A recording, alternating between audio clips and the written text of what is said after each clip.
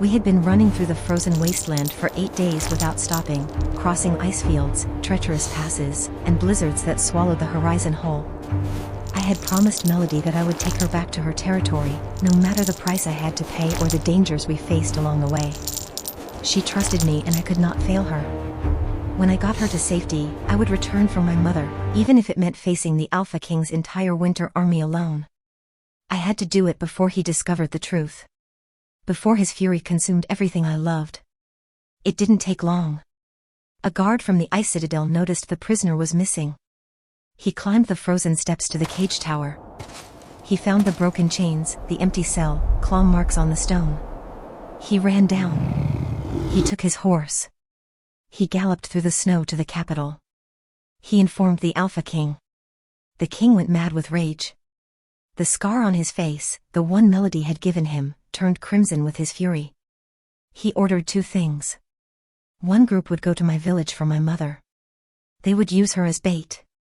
Another group made up of his elite wolf riders, expert trackers who never lost their prey, would hunt us down. We didn't know it yet, but they were already getting closer. We crossed the most dangerous paths. Those where neither travelers nor beasts dared to tread.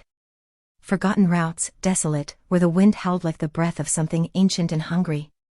We could not afford to meet anyone. Any glance could betray us. Any voice could condemn us. Melody barely spoke.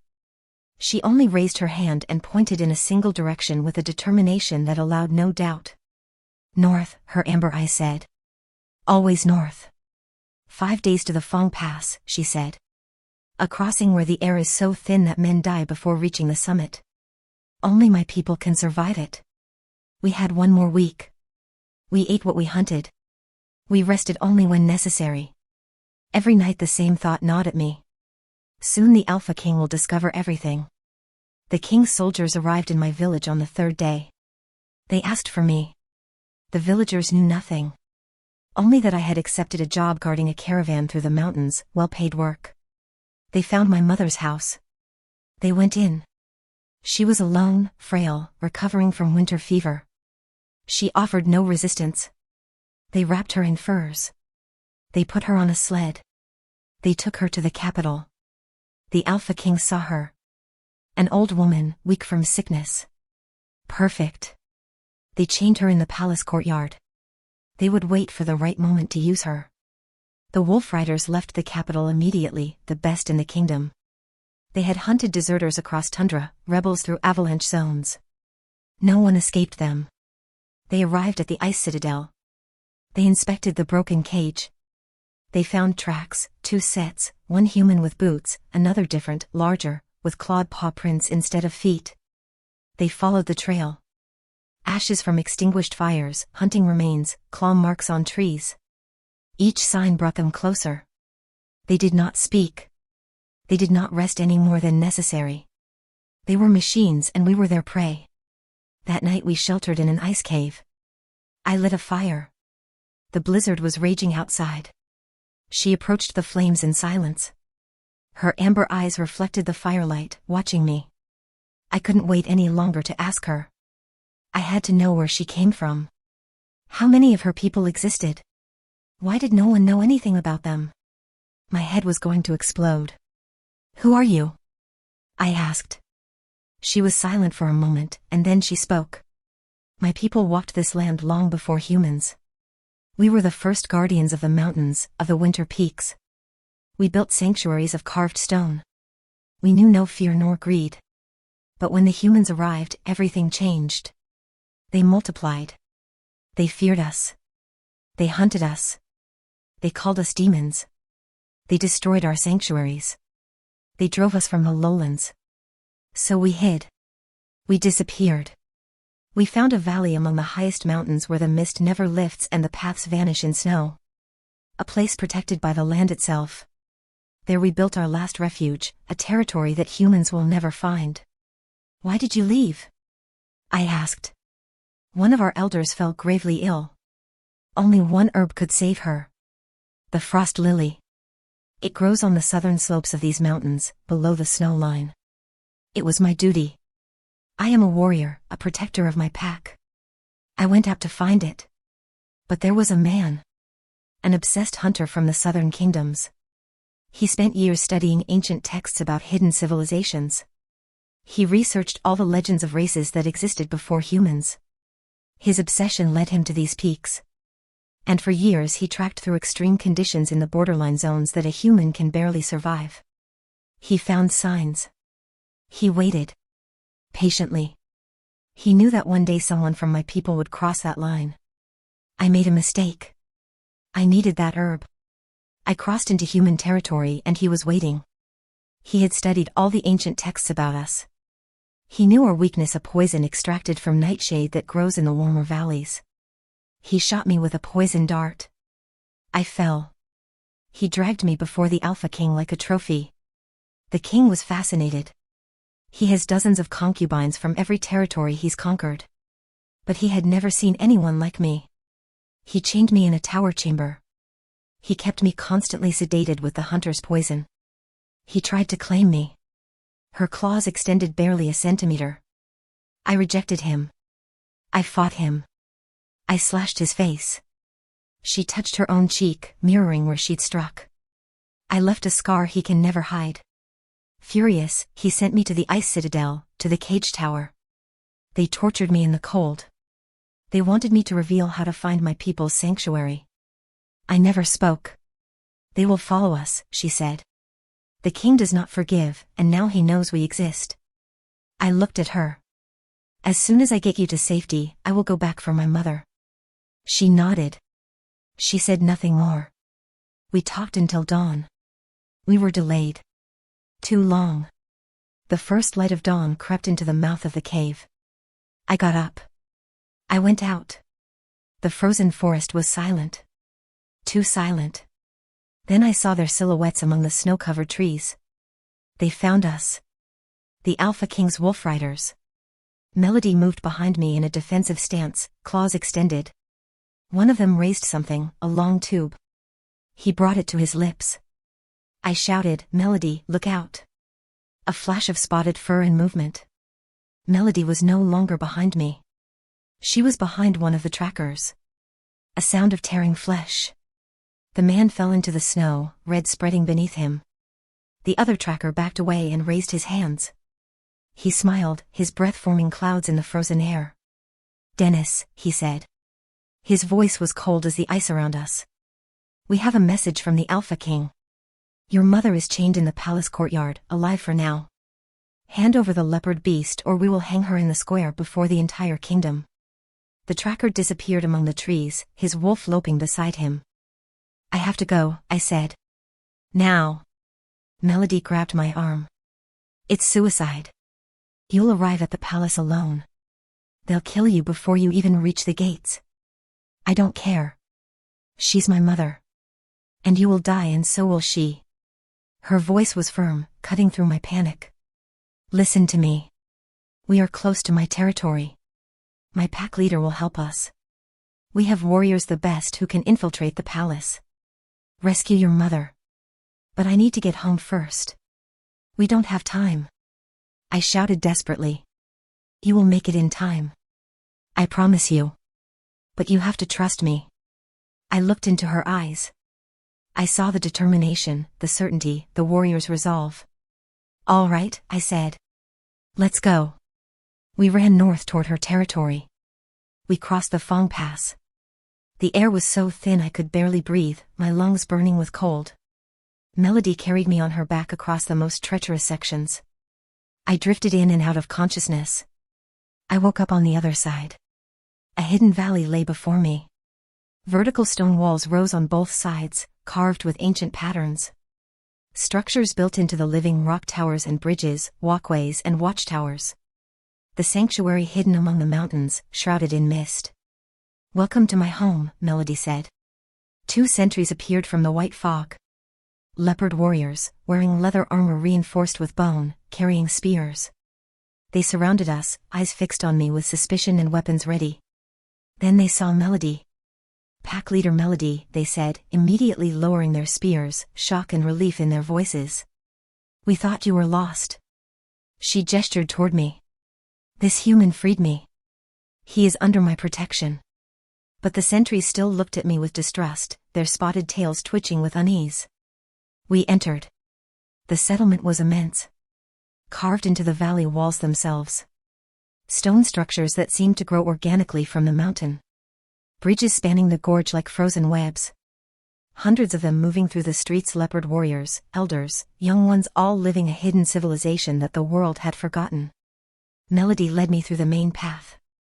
Training grounds where warriors sparred. Market areas with strange meats and herbs I'd never seen. Young leopards playing, chasing each other through the snow. All of them stared at me. A warrior stopped and looked at me with open hostility, his claws flexing. A cub hidden behind an elder's legs watched me with wide eyes. Fear and curiosity mixed in that gaze. I felt exposed, vulnerable, an intruder in a world that had remained hidden for generations. Melody put a hand on my shoulder. "Don't worry," she said, her voice gentle despite its growl. "They have never seen a human here. It will take them time to trust. But they will. Because I trust you. Before we continue, I need to tell you something important. This story took weeks to craft, every scene, every character arc, every moment of tension carefully built for you. But here's the truth, if you don't engage, if you don't comment, if you don't tell me what you think, the algorithm buries it. All this work disappears into the void. So I'm asking you directly, what do you think happens next? Will Dennis's choice cost him everything? Can Melody truly trust a human? Drop a comment. Any comment. Prove you're not just a passive consumer. Because if you care enough to read this far, you care enough to type 3 words. Don't make me regret sharing this with people who won't even acknowledge it exists. Comment. Now. We moved through the frozen wasteland like ghosts, leaving only faint impressions in the snow that the wind would erase within minutes. Melody walked ahead, her spotted form blending impossibly well with the patches of exposed rock and shadow despite the white expanse around us. She never hesitated, never second-guessed her direction. Her hand would rise occasionally, signaling me to stop or crouch low, and I obeyed without question. Trust, I was learning, meant survival out here. The ice fields stretched endlessly before us, a brutal landscape of jagged formations and hidden crevasses that could swallow a man-whole. We skirted around a frozen lake, its surface gleaming like polished glass under the pale sun. Melody kept us far from the scattered settlements, smoking chimneys visible in the distance, warm lights that promised shelter we couldn't afford to seek. Any face that recognized me could mean death. Any tongue that spoke our passing could bring the wolf riders down upon us. How much further? I asked, my breath forming clouds in the frigid air. 3 days if we don't stop, she said without turning. 2 if we push through the night. My legs already burned with exhaustion, but I nodded. 2 days it would be. Behind us, miles away across the same frozen expanse, the wolf riders moved with terrifying efficiency. They traveled in a pack of 5, mounted on enormous gray wolves bred for endurance and violence. The lead tracker dismounted near a cluster of rocks, examining the ground with practiced eyes. He found what he was looking for, a partial boot print, barely visible in the windswept snow. He touched it with bare fingers, measuring its depth, its age. "Half a day ahead," he said, his voice flat and emotionless. "Moving north toward the mountain passes." The others said nothing. They didn't need to. They mounted their wolves and continued, relentless as the cold itself. At the capital, in the great courtyard of the Alpha King's palace, my mother knelt in the snow. Her hands were bound in iron chains that rattled with every shiver that passed through her frail body. The guards had wrapped her in a thin fur, more mockery than mercy. She was bait, and they treated her accordingly. The Alpha King emerged from the palace doors, his crimson cape dragging through the fresh snow. He approached her slowly, deliberately, his hand rising to touch the scar that ran across his left cheek, a permanent reminder of Melody's defiance. "You should be proud," he said, his voice carrying across the silent courtyard. "Your son has accomplished what no man in my kingdom has dared. He stole from me. He freed the leopard beast I claimed as mine." My mother said nothing. She kept her eyes down, her body trembling from cold and fear. "When he comes for you, and he will come, I will chain him beside you. And I will make him watch as I take back what belongs to me." The king smiled, a cruel thing that never reached his eyes. "She scared me once. I will return that gift 1,000 times over." He turned and walked back inside, leaving my mother alone in the snow. The blizzard hit us as the sun began its descent toward the jagged horizon. What had been clear air moments before transformed into a wall of white fury. The wind shrieked, tearing at our clothes and skin with invisible claws. Visibility dropped to mere feet. There! Melody shouted over the storm, pointing toward a dark shape in the mountainside ahead. We stumbled forward, fighting against wind that seemed determined to push us back into the wasteland. The dark shape resolved into the mouth of a cave, partially hidden behind a curtain of ice. Melody pulled me inside just as the full force of the blizzard descended. The cave was shallow but deep enough to escape the worst of the wind. I collapsed against the stone wall, my legs finally giving out. Melody moved deeper into the cave, her night vision far better than mine. She returned with dry wood someone had sheltered here before and arranged it with practiced efficiency. "We rest here tonight," she said, striking flint against steel. Sparks fell onto dried moss, and within moments a small fire began to grow. "The blizzard will cover our tracks. The wolf riders will lose half a day, maybe more."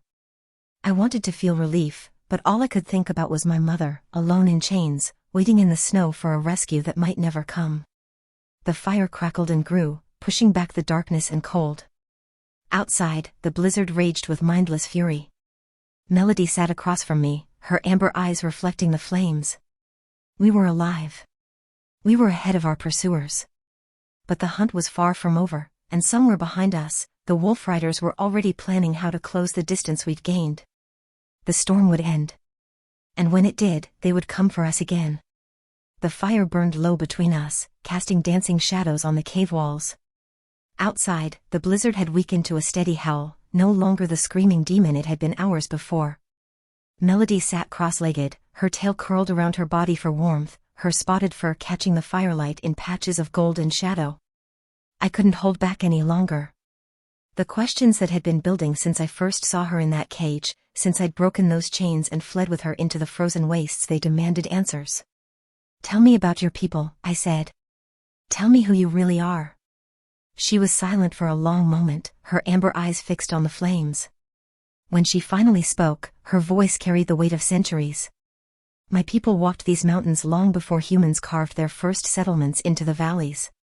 We were here when the glaciers still covered the lowlands, when the world was younger and wilder. We built our sanctuaries in harmony with the stone and snow. We hunted, we thrived, we lived without the hunger for conquest that drives your kind. But humans spread like a flood," she continued, her claws flexing unconsciously. "You multiplied, built your kingdoms, pushed into every corner of the world. And when you found us, you didn't see fellow beings. You saw monsters. Demons. Things to be destroyed or enslaved. They burned our outer settlements. Killed our elders. Took our young as curiosities for their courts. So we vanished," she said, her voice dropping to almost a whisper. "We found a valley so high and remote that the mist never lifts, where the paths disappear under eternal snow. A place the mountains themselves protect. There, we rebuilt. A sanctuary that has remained hidden for 3 generations of humans. A place where my people can live without fear." "And you?" I asked. "What's your place in all this?" "I'm a warrior scout," she said. "One of those trained to venture beyond our borders when necessary. To gather what we cannot grow or make ourselves. To watch the human settlements and ensure they never come too close." Her expression darkened. "And to gather medicines when our healers require them." "That's how he caught you." She nodded slowly. "One of our elders, a female who remembered the old wars, who carried wisdom from before the hiding, fell gravely ill. The only cure was frost lily, and it grows only on the southern slopes, below the snow line. In human territory. I went alone, as I'd done a dozen times before. I was careful. I kept to the shadows. But there was a hunter, a man from the southern kingdoms who'd become obsessed with legends of hidden peoples. He'd spent years researching, tracking, waiting at the borderlands. His whole life was consumed by the need to prove we existed." Her claws extended fully, scraping against the stone floor. "He was patient. He waited in the exact place where the frost lily grew, knowing eventually one of us would come. When I arrived, he shot me with a dart poison made from nightshade mixed with something else, something that burned through my blood like fire. I fell. I couldn't move, couldn't fight. He dragged me down the mountain like a prize animal. He brought me to the Alpha King, claiming he'd captured a legend made flesh. The king. She touched her face, mirroring where she'd struck him. The king saw me as a possession. Something exotic and rare to add to his collection of conquests. He chained me in a tower chamber, kept me sedated with the hunter's poison. He visited me daily, speaking of ownership, of how I would bear him children that combined human and leopard, how he would use me to find my people and claim our sanctuary for his kingdom. One night the sedation wore off sooner than expected. He came to my chamber, confident, arrogant. He reached for me and I struck. I raked my claws across his face, opening him for my to jaw. He would have killed me then, but his guards pulled him away. The wound wouldn't stop bleeding, something in our claws prevents quick healing. He sent me to the ice citadel after that. To the cage tower where they put prisoners meant to suffer. They tortured me with cold and starvation, demanding I tell them how to find my sanctuary. I never spoke. Not once. I would have died there before betraying my people. Until you came, she said, meeting my eyes across the fire. He'll never stop hunting us, I said, though it wasn't really a question. Never, she confirmed. His pride won't allow it. I scared him, humiliated him before his court. And you stole what he considered his property. He'll chase us to the ends of the earth before he lets that stand unanswered. We sat in silence after that, the fire crackling between us. I fed it the last of the dry wood, knowing we should have left it unlit, knowing the smoke might draw attention. But the cold was too deep, and we needed warmth. I must have dozed. When I opened my eyes, pale dawn light was filtering through the cave mouth. The blizzard had stopped completely. The world outside was silent, blanketed in fresh snow. Too silent. Melody was already standing, her body tense, her eyes fixed on the cave entrance. We stayed too long, she whispered. We need to move. Now. I grabbed my pack, my heart suddenly pounding. The exposed feeling crept up my spine, the sensation of being watched, of having made a fatal mistake. We had stayed too long. And somewhere out there in the fresh morning snow, the wolf riders were closing in. We emerged from the cave into a world transformed by snow. Everything was white, pristine, beautiful and deadly. The morning sun reflected off the fresh powder with blinding intensity. Melody moved ahead cautiously, her ears swiveling, listening for sounds I couldn't hope to hear. The snowfield stretched before us, unmarked and peaceful. Too peaceful. Something's wrong, Melody whispered, dropping into a crouch. I opened my mouth to respond, but never got the chance. They came from 3 directions at once, rising from beneath white furs that had rendered them invisible against the snow. Wolf riders. 5 of them, their gray wolves padding forward with lips pulled back to reveal teeth like daggers. Stay behind me, Melody growled, her claws extending with a sound like knives being drawn. The lead tracker dismounted slowly, his movements deliberate and unhurried. He was older than the others, his face weathered by years of hunting in these frozen wastes. His eyes held no emotion, no mercy, just the cold calculation of a predator who'd found his prey. Dennis Mason, he said, his voice carrying across the snow. And the leopard beast. The Alpha King will be pleased. You'll have to take us first, I said, drawing the blade I'd taken from the ice citadel. It felt inadequate in my hand, a child's toy compared to what we faced. The tracker smiled without warmth. We will.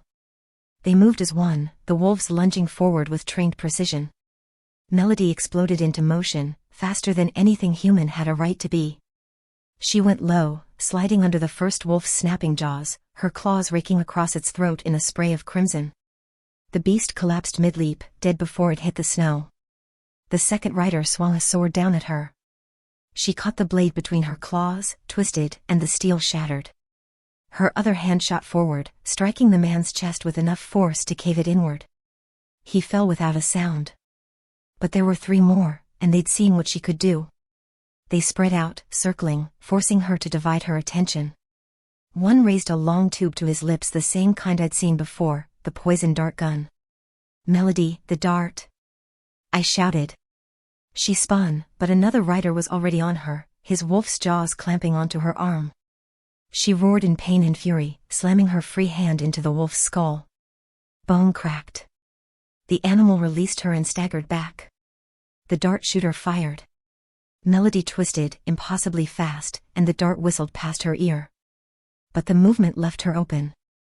The third rider's spear caught her shoulder, driving deep. She grabbed the shaft and yanked, pulling the rider from his wolf, and drove her claws through his throat in one fluid motion. 2 left. The lead tracker and the dart shooter. I ran forward, my inadequate blade raised, knowing I was about to die but unable to watch from the sidelines. The lead tracker's wolf turned toward me, and I saw my death in its yellow eyes. Melody was there first. Despite the spear wound in her shoulder, despite the blood staining her spotted fur, she moved like lightning. Her claws found the wolf's spine, and it crumpled. The lead tracker stumbled back, finally showing fear. "Wait," he shouted, raising both hands. "Wait. I have a message. From the king." Melody froze, her claws inches from his throat. Blood dripped from them, steaming in the cold air. "Speak quickly," she growled. "Your mother," the tracker said, looking at me. "Joan Mason. She's chained in the palace courtyard. The Alpha King offers an exchange. The leopard beast for the old woman. You have 3 days to decide. After that, he hangs her in the square for all the kingdom to see." The words hit me like a physical blow. My mother. Chained. Waiting to die because of me. Where? I demanded, stepping forward. Where exactly is she? The central courtyard. Guarded by 20 men. You'll never reach her. The tracker's eyes gleamed with malice. But surrender the beast, and the king promises your mother's freedom. You have his word. His word means nothing, Melody spat. Perhaps. But it's the only chance your mother has. The tracker slowly backed toward his wolf, which still lived. 3 days, Dennis Mason. 3 days before the king's patience ends. He mounted and rode away, disappearing into the white landscape. The dart shooter, seeing his chance, fled in the opposite direction. I stood frozen, my mind racing in circles. My mother. Chains. 3 days. I have to go back, I said. Now. I have to. It's suicide, Melody cut me off, her voice firm despite the pain she must have felt. You'll arrive alone. They'll kill you before you reach the gates, and your mother will die anyway. I don't care. She's my mother. And you will die, and so will she. Melody grabbed my shoulders with bloody hands. Listen to me. We are close to my territory now. 2 days, maybe less. My people have warriors, elite protectors who can infiltrate any fortress. They can rescue your mother. We don't have time. You will make it in time. I promise you. Her amber eyes bore into mine. But you must trust my pack. Trust me. I looked at her wounded, bleeding, but standing firm. I thought of my mother in chains. I thought of the impossible choice before me. All right, I finally said. But if we're doing this, we move fast. Then we run, Melody said. We ran north, leaving the bodies behind us in the red-stained snow. The mountain passes loomed ahead, treacherous and deadly. Somewhere beyond them lay Melody's hidden sanctuary. Somewhere behind us, my mother waited in chains. 3 days. We had 3 days to save her life. The race had truly begun. The Fong Pass lived up to its name. Jagged peaks rose on either side like the teeth of some ancient predator, and between them stretched a narrow path of ice and treacherous stone. One wrong step meant a fall into darkness so deep I couldn't see the bottom. Melody moved ahead with her shoulder wound hastily bound, her movements still fluid despite the pain she must have felt. The air grew thinner with each step, burning my lungs with every breath. My head pounded. My vision blurred at the edges. We're too high, I gasped. I can't. You can, she said firmly. We're almost there. The path narrowed to barely 2 feet wide, a shelf of ice clinging to the mountain face. To my left, the wall rose vertically into mist. To my right, nothing but void. I pressed myself against the rock, inching forward, my boots slipping on the frozen surface. A crack split the air like thunder. I looked up in time to see a sheet of snow break free from the peak above, cascading down with gathering momentum. Avalanche. Move. Melody shouted, but there was nowhere to go. The path was too narrow, the wall too sheer. The snow hit like a living thing, a white fury that tore me from the path. I was falling, tumbling through space, my hand grasping desperately at nothing. Then claws dug into my arm, pain shooting through the limb as Melody's grip tightened like iron. She'd thrown herself flat on the path, her other hand's claws driven deep into the ice, anchoring us both. The avalanche roared past, a river of white death that would have carried me into oblivion. When it finally passed, she hauled me back onto the path with a strength that seemed impossible for her size. "Stay close to me," she panted. "Don't look down. Just follow." We continued, my heart hammering, my arm throbbing where her claws had punctured flesh. But I was alive. She'd saved me. The path finally widened, leading into a bowl of rock surrounded by peaks. Mist hung heavy here, thick enough that I could barely see 20 feet ahead. And then, as if a veil had been lifted, I saw it. The sanctuary. It defied belief. Structures carved directly into the mountain stone itself, rising in tiers along the valley walls. Towers and walkways, bridges spanning impossible distances, all of it seamlessly integrated with the natural rock as if grown rather than built. The mist swirled around everything, providing natural camouflage that would render the place invisible from any distance. "Welcome to my home," Melody said quietly. 2 figures materialized from the mist, moving with predatory grace. Leopard warriors, male and female, wearing leather armor studded with bone, carrying spears with obsidian points. Their spotted fur ranged from pale gold to deep amber, their eyes reflecting the dim light like cats. They surrounded us instantly, weapons raised, focused entirely on me. Then they saw Melody. "Pack leader Melody," the female gasped, her spear dropping.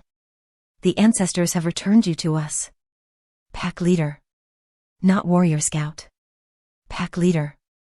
Senna. Kato." Melody nodded to each in turn. "I live because of this human. Dennis Mason. He freed me from the Alpha King's cage." The 2 sentries looked at me with new eyes, but suspicion remained heavy in their gaze. Their tails twitched with agitation, their ears flattened slightly, signs of distrust I was learning to read. "A human hasn't entered this valley in 3 generations, the male Kato said slowly. "The elders won't." "The elders will hear my words," Melody interrupted, her voice carrying authority that brooked no argument. "He is under my protection. That is enough."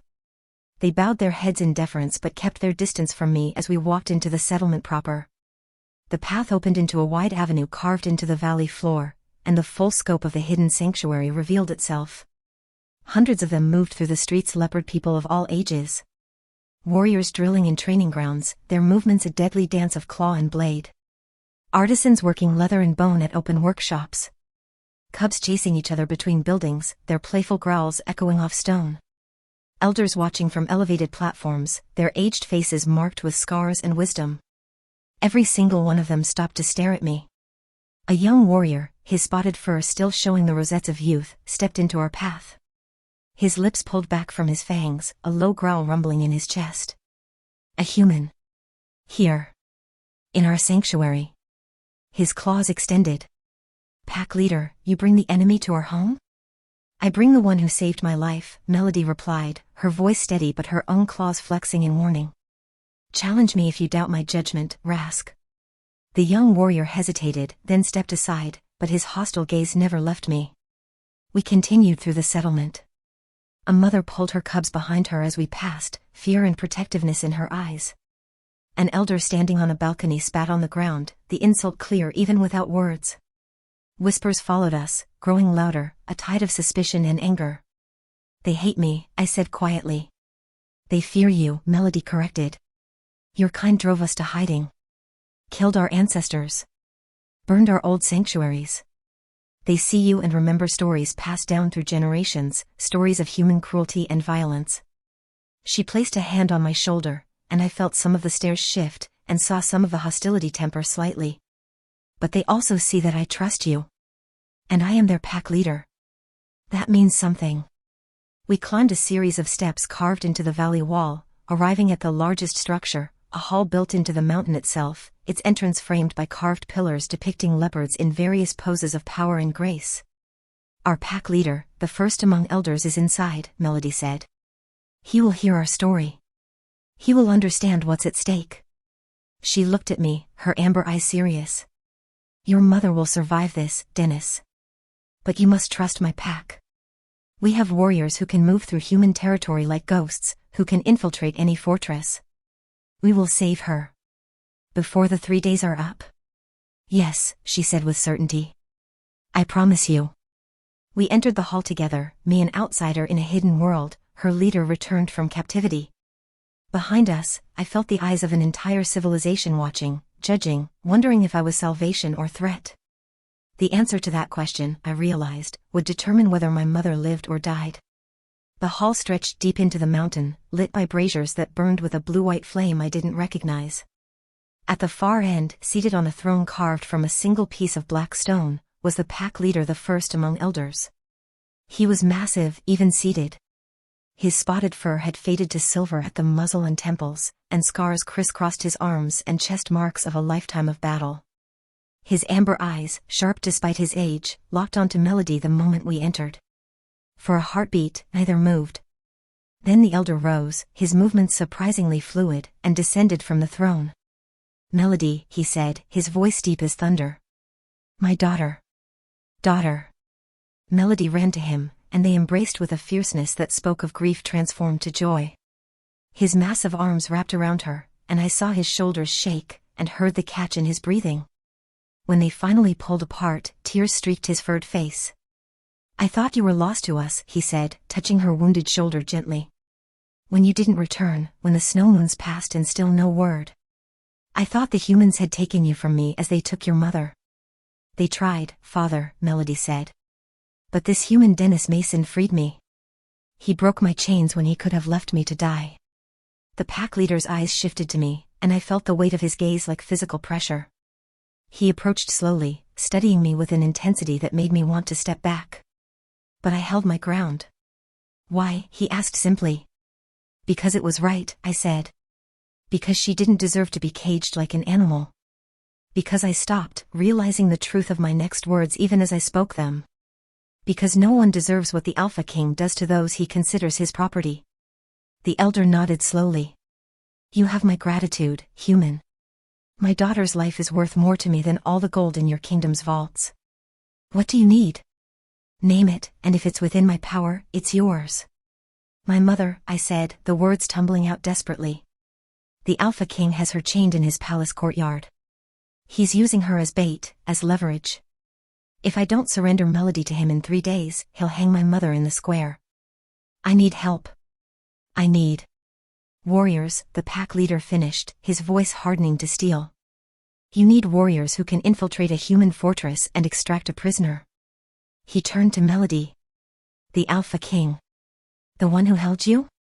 Yes, she said quietly. The one who tried to claim me as property. The one I was scared of. The elder's claws extended slowly, scraping against the stone floor. Then this is not just a rescue. This is retribution. He looked at me again. The king took one of ours, kept her chained, tortured her. Now he threatens another innocent to get her back. We will take what is his pride, his sense of invulnerability. And we will save your mother. He turned toward the hall's entrance and roared, a sound that shook the braziers and echoed off stone. Within moments, warriors began filing in, 12 of them, all bearing the scars and bearing of elite fighters. The pack leader's personal guard. A war council, he announced. We plan a raid on the Alpha King's palace. The council lasted hours. Maps were spread across a great stone table. Maps I was stunned to see, detailed renderings of human territories that spoke of years of covert observation. Melody outlined the palace's layout, the guard rotations, and the courtyard where my mother was held. I have a plan, she said finally, looking around the table. It's dangerous, but it will work. I surrender myself to the king, but with chains we craft, chains I can break. Dennis brings me through the main gate as his prisoner. While the king is distracted with me, your warriors infiltrate through the drainage system, rescue his mother. When I hear the chaos begin, I break free. We reunite and escape. You put yourself back in his hands, her father said, concern heavy in his voice. If something goes wrong. Nothing will go wrong, Melody interrupted. Not this time. I won't be sedated, won't be unprepared. And I'll have the antidote in my blood. Even if he tries to poison me again, it won't work. The pack leader was silent for a long moment, then nodded. We craft the chains. We prepare the antidote. And we move at dawn. He looked at me. Your mother will be free before the 3 days end. This I vow. The council dispersed to make preparations.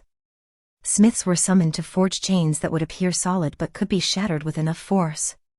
Healers mixed the antidote, a bitter concoction Melody drank without hesitation. Warriors gathered equipment, checking weapons and preparing for the raid.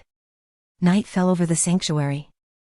I stood on a balcony carved into the valley wall, looking up at stars so bright they seemed close enough to touch. The cold bit through my clothes, but I barely felt it. Somewhere beyond these mountains, my mother waited in chains, counting down the hours. Melody found me there. She'd changed into traveling clothes, dark leather that would blend with night shadows. The fake chains hung from her wrists, looking disturbingly real. Can't sleep, she asked, joining me at the edge. Thinking about all the ways this could go wrong, I admitted. Then stop thinking and start trusting. She placed a hand over mine on the cold stone. My warriors are the best in 3 generations. They've never failed a mission. They won't start now. And you? I asked. You're putting yourself back in his hands. If he realizes the chains are fake before. He won't, she said firmly. He'll be too busy gloating, too consumed with his victory. His pride is his weakness. We'll use it against him. We stood in silence, her hand warm against mine. Above us, the stars wheeled slowly across the infinite dark. Why are you doing this? I asked quietly. Your father offered me warriors.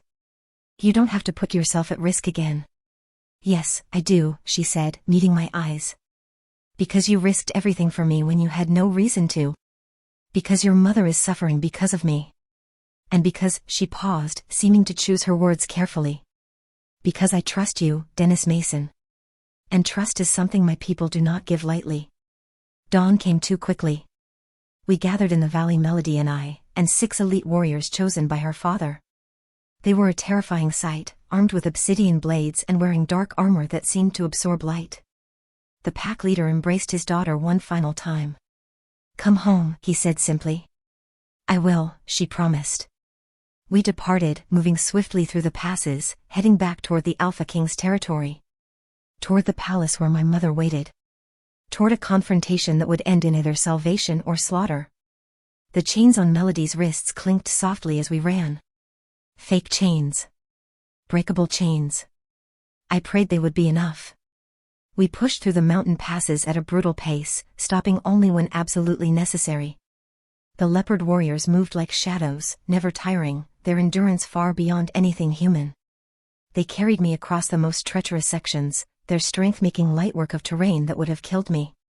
On the second day, the Alpha King's capital came into view, a sprawling fortress of gray stone rising from the frozen plains, its walls bristling with guard towers, its central palace crowned with crimson banners that snapped in the bitter wind. We stopped on a ridge overlooking the fortress. Snow had begun to fall, fat flakes that reduced visibility, a blessing for what we planned. The drainage tunnels, Melody said, pointing to the rear of the fortress where the walls rose above a sheer ravine. There. That's your entry point. The lead warrior, a scarred veteran named Kale, studied the approach with calculating eyes. Vertical climb. 200 feet of sheer stone. Guards on the walls above. Can you do it? I asked. He looked at me with something that might have been amusement. Human, we've climbed worse during training. The guards won't even know we're there until it's too late. The warriors melted into the falling snow, heading toward the ravine. Melody and I descended toward the main gate, her wrists locked in the false chains. They looked perfect, heavy iron links, corroded with rust, secured with a lock that appeared solid. But I'd watched the smiths craft them, and had seen the deliberate flaws, the weak points. One hard pull and they'd shatter. Ready? I asked as we approached the gate. Always, she replied, but I caught the tension in her voice, the way her ears flattened slightly. She was walking back into her nightmare, trusting that this time would be different. The guards saw us from 100 yards out. Shouts rang across the snow. More guards appeared on the walls, spears bristling. By the time we reached the gate, 20 soldiers surrounded us, weapons drawn. "I bring the leopard beast," I announced, my voice carrying the arrogance I didn't feel. "I want to see the Alpha King. Now." A captain pushed through the crowd, his eyes widening as he recognized Melody. "It's her. The one who escaped." He looked at me with new respect mixed with suspicion. "How did you manage to recapture her?" "She trusted me," I said, letting bitterness color my words. "Foolish creature." "I waited until she slept, then used the sedatives I stole from the ice citadel. Chained her before she could wake." The captain circled Melody, examining the chains, testing their weight. She kept her head down, playing the part of defeated prisoner. "The king will want to see this immediately," he said finally. "Come." They escorted us through the gates, into the fortress proper. Soldiers lined the corridors, all staring at Melody with mixtures of fear and fascination. We climbed stairs, passed through massive doors, and finally entered the throne room. The Alpha King sat at the far end, larger than I remembered, his presence filling the vast space. The scar Melody had given him was visible even from a distance, a jagged line running from his left eye to his jaw, pink and puckered. He'd made no attempt to hide it. Perhaps he wore it as a reminder, fuel for his rage. When he saw Melody, he stood slowly, deliberately. His hand rose to touch the scar, tracing its length. "The beast," he said, his voice low and dangerous. "I thought I would never see you again." Melody kept her head bowed, her body language submissive. "Perfect." The king descended from his throne, each step measured, savoring the moment. He stopped in front of her, close enough to touch. "Beautiful," he whispered. "Even now, even chained, you're the most magnificent thing I've ever seen." Melody said nothing, but I saw her claws flex slightly beneath the chains. The king turned to me, his expression shifting to calculation. "Tell me, Dennis Mason, yes, I know your name, how did you manage to chain her?" "She can break a man in two without effort. She nearly killed 3 of my guards during her first capture." "She trusted me," I said, forcing steadiness into my voice. "After I freed her, we traveled together for days. She thought I was helping her return home. I waited until she was exhausted, sleeping. Then I used the sedatives I'd found in the guard quarters at the ice citadel. She never woke until the chains were secure." The king smiled, but it never reached his eyes. "Smart. You betrayed her trust. Used her compassion as a weapon." He looked back at Melody. "Always so predictable. Your soft heart is your weakness." Behind the fortress walls, invisible in the falling snow, Kale and his warriors began their climb. Claws dug into stone, finding purchase in cracks and crevices. They moved in silence, fluid and swift, shadows ascending an impossible wall. The guards above stamped their feet against the cold, looking outward toward distant threats, never thinking to look down. In the throne room, the Alpha King circled Melody like a predator. "Where is my mother?" I demanded, playing my part. "You promised." "The beast for the old woman." "Your mother is alive," the king said dismissively. "For now. But first, I must be certain these chains will hold." He turned to his guards. "Test them. Make sure they're solid. Strong enough to contain her." 2 guards approached, gripping the chains, pulling to test their strength. The false links held. The smiths had done their work well, they would hold under inspection, would only break under the explosive force Melody could generate. "They seem adequate," one guard reported. "Good," the king said. Then his eyes narrowed, suspicion creeping into his expression. "But we'll take no chances.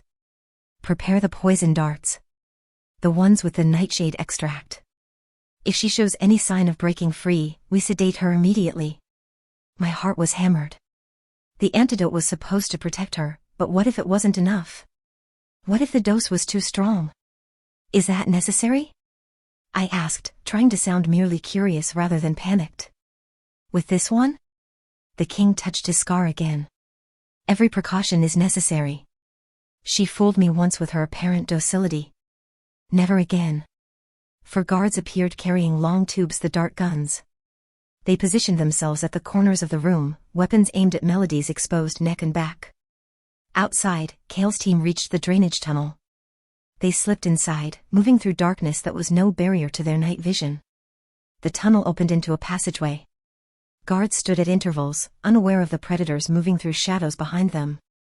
"Now," the king said, satisfaction thick in his voice, "bring the old woman. Let Dennis see what his betrayal has bought him." The trap was set on both sides.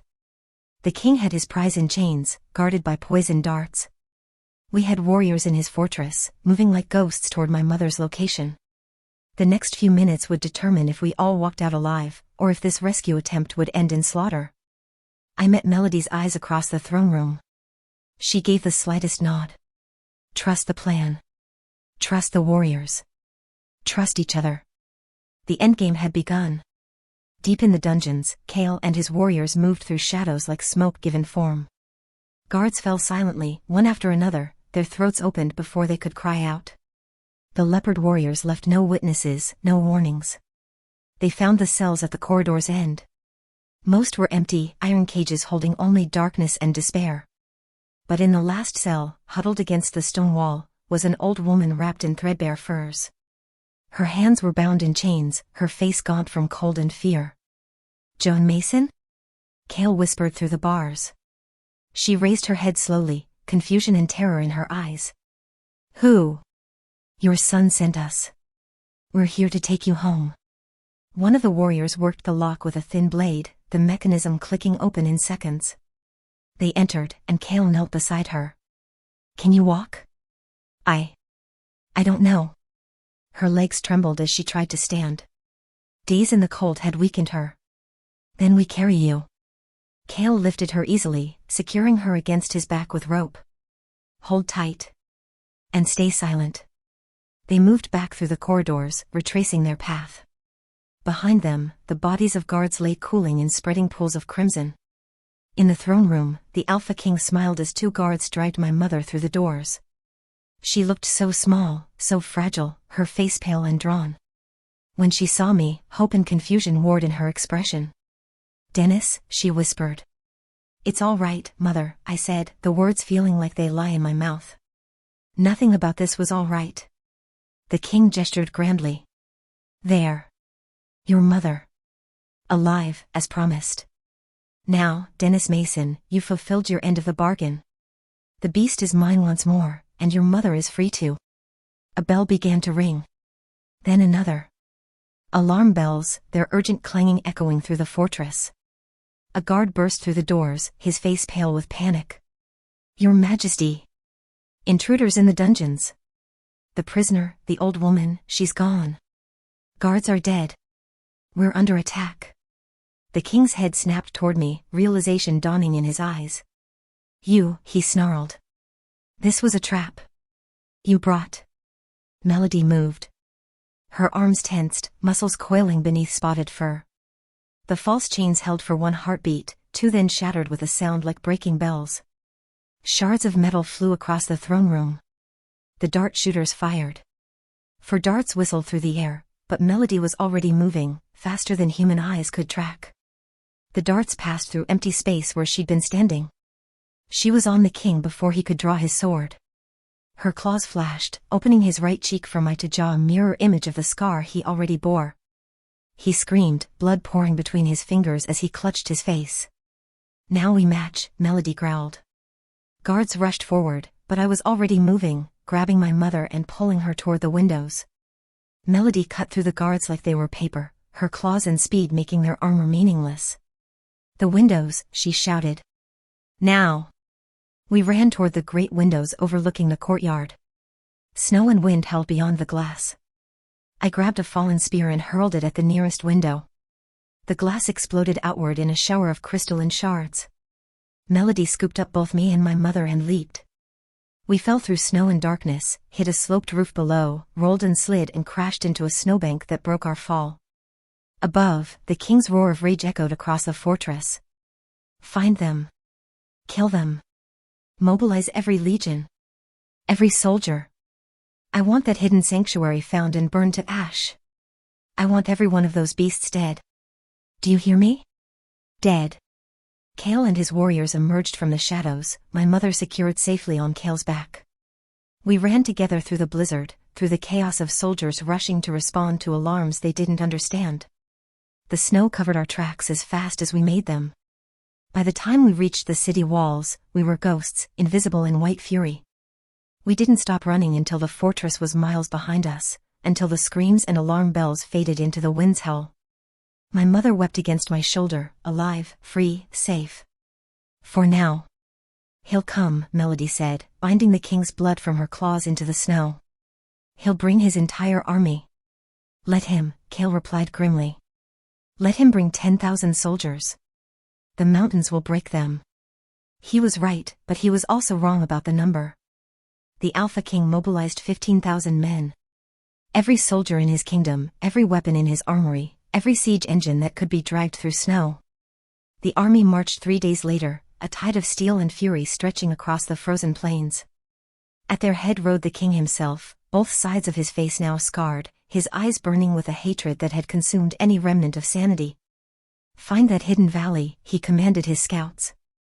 Find it, and we'll turn those mountains to rubble. We'll bury their sanctuary under fire and stone.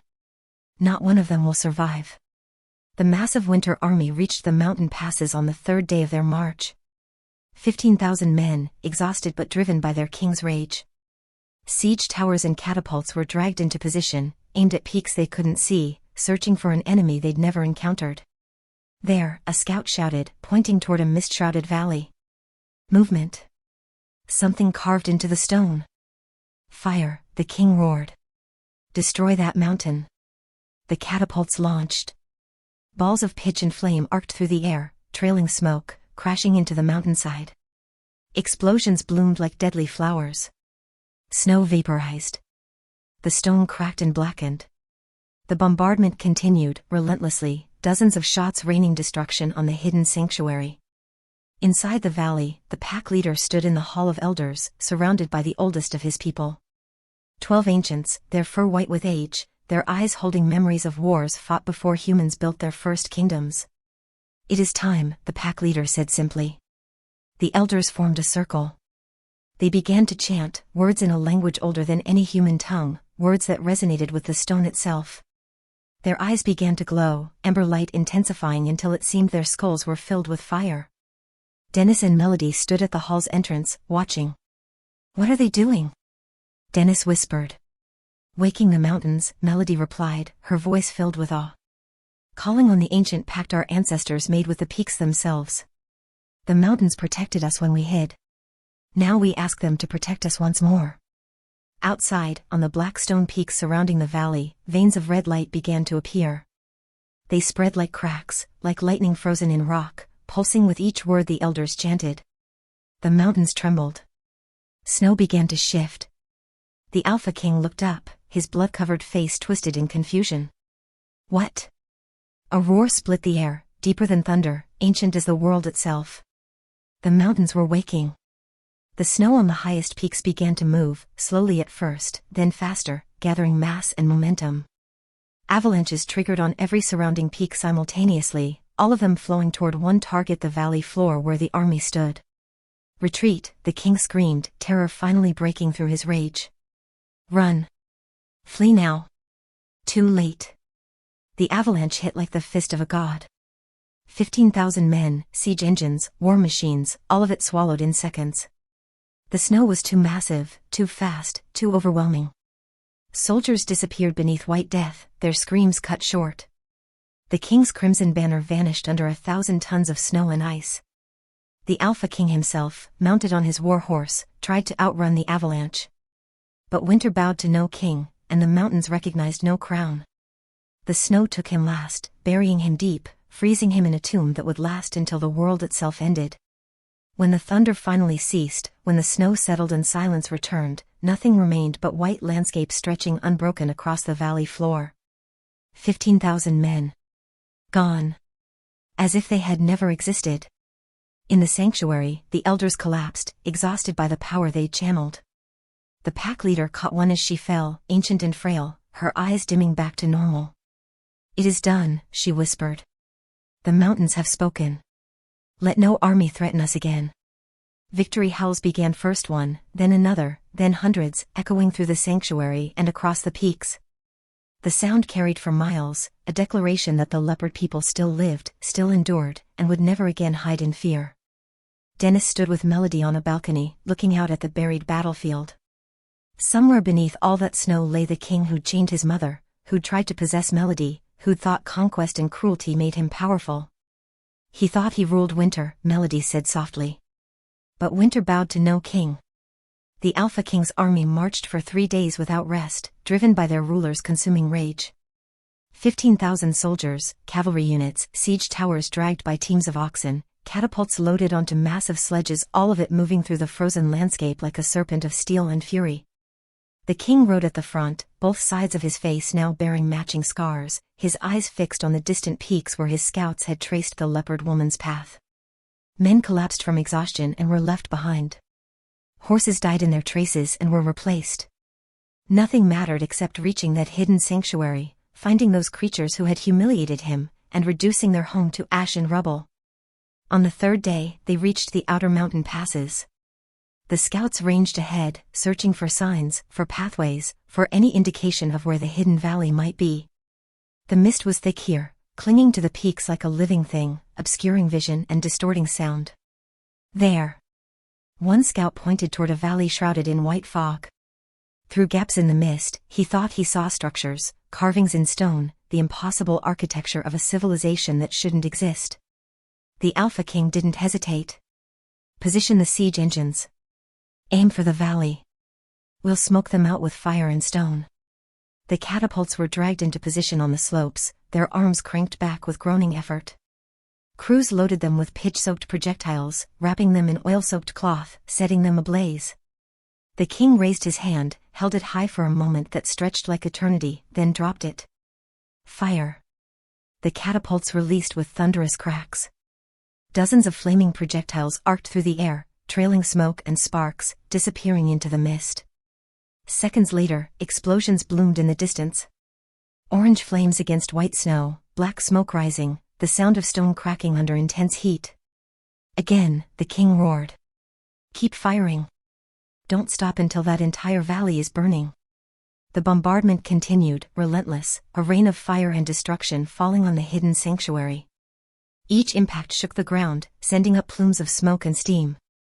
The king watched with savage satisfaction, his scarred face illuminated by the distant flames. Deep inside the sanctuary, in a hall of elders carved into the mountain's heart, the pack leader stood with the 12 eldest of his people. These were the ancients who remembered the old ways, who carried knowledge passed down through 20 generations, who knew the words that could wake the sleeping power of the mountains themselves. The humans come with fire and steel, the pack leader said, his voice heavy but steady. They seek to destroy us as they destroyed our ancestors' settlements. But we are not defenseless. We are not alone.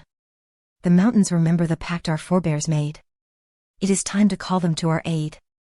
The elders formed a circle in the center of the hall, standing on symbols carved into the stone floor, symbols older than any human kingdom, older than memory itself.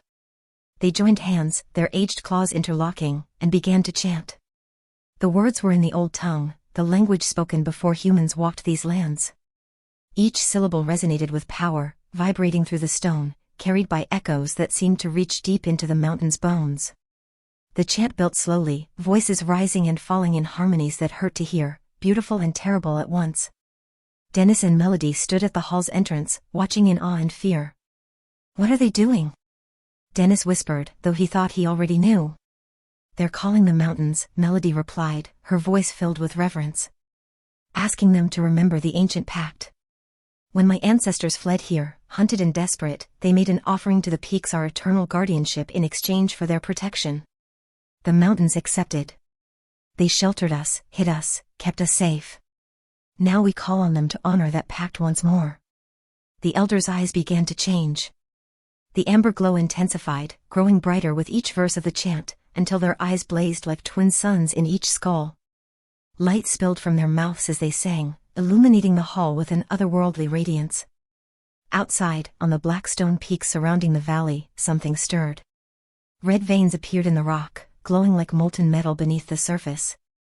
They spread like cracks in ice, branching and multiplying, pulsing in rhythm with the elders' chant. The mountains trembled. Snow began to shift, centuries of accumulated ice loosening from the peaks. The Alpha King felt at first a vibration under his feet, subtle but growing.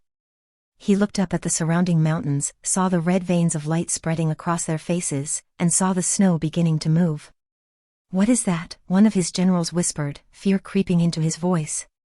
The trembling intensified. A deep sound began to build, lower than human hearing could fully capture, felt in the chest and bones rather than heard. It was the sound of the earth itself waking, of power so ancient and vast that human comprehension could barely touch its edges. Then the mountains roared. The sound split the world, a bellow of primal fury that echoed across every peak, every valley, every frozen wasteland for 100 miles. The snow on the highest peaks broke free all at once, triggered by forces beyond nature, beyond understanding. Avalanches launched from a dozen peaks simultaneously, all of them flowing toward one destination, the valley floor where the Alpha King's army stood in sudden, absolute terror. "Retreat," the king screamed, his voice cracking with panic. "Run. Abandon the siege engines. Flee now." 15,000 men tried to run. Soldiers dropped their weapons, cavalry abandoned their horses, entire units broke formation and scattered in blind panic. But there was nowhere to go, no escape from what descended upon them. The avalanche hit like divine judgment. White death moving at impossible speed, a wall of snow and ice and stone 50 feet high, swallowing everything in its path. Siege engines disappeared in seconds, crushed to splinters under thousands of tons of frozen fury. Men vanished, their screams cut off mid-breath, buried so deep they would never be found. The cavalry tried to outrun it, but their horses were overtaken and dragged down, rider and mount entombed together. The Alpha King, mounted on his warhorse at what he thought was a safe distance, watched his entire army disappear. Then the avalanche reached him. He spurred his horse desperately, racing along the valley's edge, but winter bowed to no king. The snow caught him, lifted him, tumbled him like a leaf in a river. His last conscious thought was rage, pure, impotent fury at being defeated by creatures he'd considered beneath him. Then the cold took him, and he knew nothing more. The avalanche finally stopped, having spent its terrible energy. The valley floor was transformed, raised by 30 feet of compressed snow and ice. Nothing remained visible, no banners, no weapons, no soldiers. Just pristine white landscape stretching unbroken, as if the army had never existed at all. In the Hall of Elders, the 12 ancients collapsed, their strength utterly spent. The pack leader caught them as they fell, easing them gently to the ground. Their eyes had returned to normal, the amber glow fading, but Dennis could see they'd aged years in those few minutes. The price of channeling such power. "It is done," the eldest whispered, her voice barely audible. "The mountains have spoken their judgment. No army will threaten us again. Not in our lifetime. Perhaps not ever." Melody helped her father carry the exhausted elders to rest. As they worked, the first victory hell began. A young warrior on the outer walls, unable to contain the primal joy of survival. Another joined, then another, until hundreds of voices rose together in a chorus that echoed through the sanctuary and across the peaks. Dennis walked to the balcony and looked out at the transformed landscape. Somewhere beneath all that snow lay the king who'd chained his mother, tortured Melody, sent thousands to their deaths in service of his wounded pride. He thought himself invincible, thought his armies could conquer anything. Melody joined him, her hand finding him. "He thought he ruled winter," she said quietly, her amber eyes reflecting the distant white peaks. "But winter bowed to no king. The mountains keep their own counsel, and they chose us." The howls continued, a sound of victory and vindication, of a people who'd hidden in fear for generations finally declaring that they would hide no more. The Alpha King's empire would crumble without him. His soldiers would return home with stories of mountains that came alive, of leopard warriors who commanded the very earth itself. And in the hidden sanctuary, safe behind peaks that had proven their ancient loyalty, a new era began. 3 weeks passed before my mother was strong enough to leave the healing dens. The leopard healers had worked miracles, treating her frostbite, feeding her nourishing broths made from mountain herbs I couldn't name, wrapping her in furs so thick and warm she said she'd never been comfortable in her entire life. Color returned to her face. Strength returned to her limbs. And something else returned too, something I hadn't seen in years. Hope. I found her one evening sitting by one of the communal fires in the sanctuary's main square, wrapped in a spotted fur cloak the pack had gifted her. Young leopard cubs played nearby, their mothers watching with the eternal vigilance of parents everywhere. My mother watched them with a soft smile I remembered from my childhood, before the hard years, before the tyrants and their endless demands. "How are you feeling?" I asked, settling beside her on the stone bench. "Warm," she said simply, then laughed at the inadequacy of the word. "Dennis, I've never been truly warm in my life. Not like this. Not without fear gnawing at the edges of every moment of comfort." She looked around the sanctuary, at the carved stone buildings, at the leopard people moving through their evening routines. In our village, there was always another tax collector, another conscription order, another petty lord demanding tribute we couldn't afford to give. We lived in fear disguised as normalcy. "I know," I said quietly. "But here." She gestured to encompass everything around us. "Here there are no tyrants. No one bows to anyone else except out of genuine respect. The pack leader, Melody's father, asked me yesterday if I wanted to return to the human lands. He offered me an escort, supplies, enough gold to start over anywhere I chose." She turned to me, her eyes bright. "I told him no. I told him I wanted to stay, if they would have me. I've lived in fear of tyrants all my life, Dennis. Here, I'm finally free." I embraced her, feeling the truth of her words settle into my bones. She wasn't the only one who'd found freedom here. Over the following days, I made my own decision. The leopard warriors had begun teaching me their ways: how to move silently through snow, how to read tracks and signs, and how to survive in terrain that would kill most humans. I wasn't one of them, would never have their speed or strength, but they accepted my efforts with patience I hadn't expected. Melody found me one afternoon at the training grounds, watching as Kale demonstrated a climbing technique to a group of younger warriors. "You're getting better," she observed, settling beside me on the observation platform. "I'm getting less terrible," I corrected.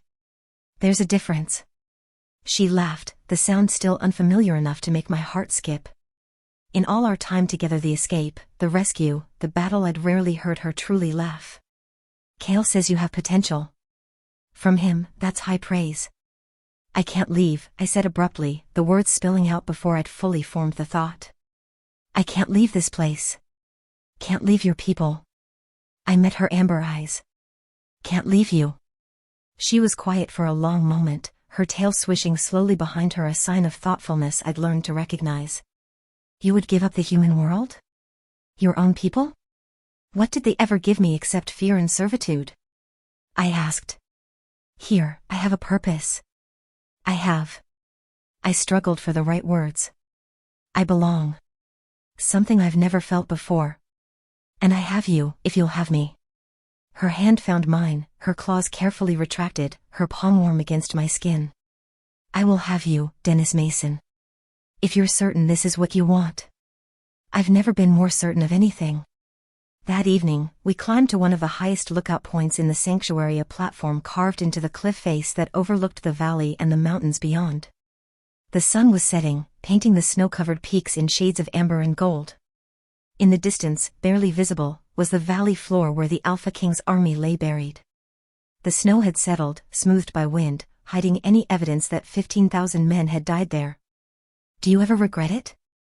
I asked. "What happened to them?" Melody considered the question seriously.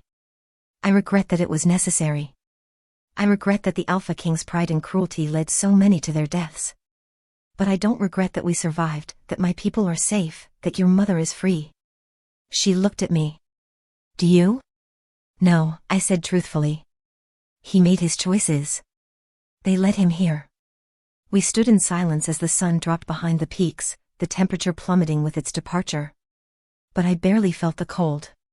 Melody's presence beside me was warm enough. "Do you want to stay?" she asked softly, though we'd already had this conversation. Perhaps she needed to hear it again, needed confirmation that this wasn't temporary, that I wouldn't wake one morning and realize I'd made a terrible mistake. "Yes," I said with absolute certainty. "With you." She leaned against me, her spotted fur soft against my cheek, and we watched the stars emerge one by one above the mountains. Below us, the sanctuary came alive with evening fires, with the sounds of a people who no longer needed to hide, who'd proven they could defend their home against any threat. My mother had found her freedom here. I'd found mine. We'd found family not in blood but in choice, in shared survival, in the bonds forged through courage and trust. In the distance, a victory howl began, not the desperate cry of battle, but the joyful sound of a people celebrating life. Others joined, the sound rising and falling in harmonies older than human memory. Melody added her voice, her howl pure and strong, and though I couldn't match it, I stood beside her and added my own voice to the chorus. We were freed, becoming a family. The outsider becomes the pack. The human and the leopard woman, standing together against the darkening sky, proving that belonging wasn't about species or birth, it was about choice, courage, and the willingness to trust someone different from yourself. The stars wheeled overhead, ancient and unchanging. The mountains stood eternal, keeping their silent watch. And in the hidden sanctuary they protected, a new life began, not perfect, not without challenges, but built on something stronger than conquest or fear. Built on freedom. Built on trust. Built on love forged in snow and courage. We descended from the lookout as full darkness fell, returning to the fires and warmth below, to the pack that had become our family, to the home we'd fought so hard to protect. Together,